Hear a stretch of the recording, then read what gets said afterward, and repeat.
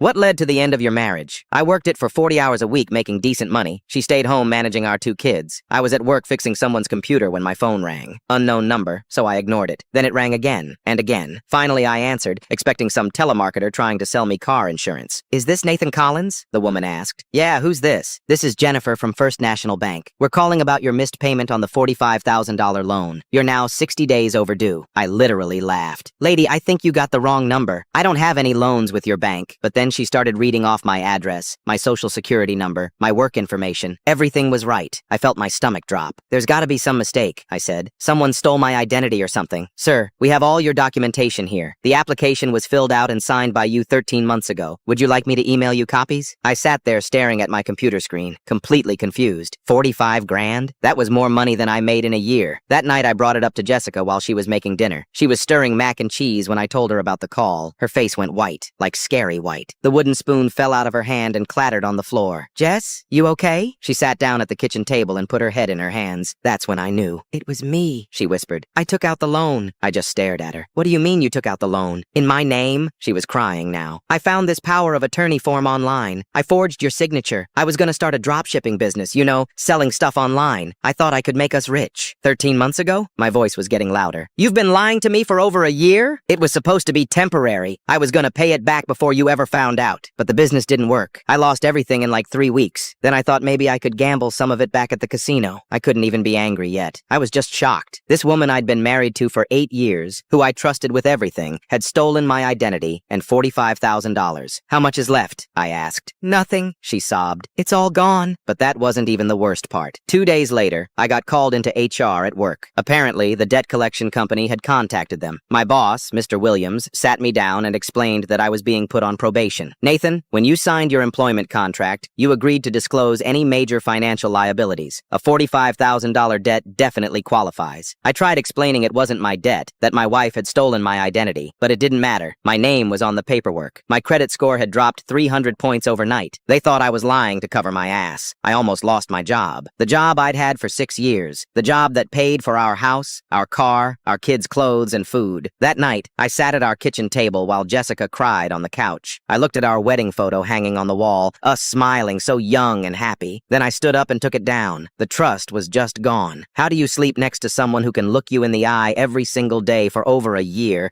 knowing they've stolen from you, knowing they've put your family's entire financial future at risk? I filed for divorce the next week. Had to work 3 jobs to pay off that loan. My regular IT job during the day, stocking shelves at a grocery store at night, and doing computer repairs on weekends. Jessica moved back in with her parents across town. The kids stayed with me.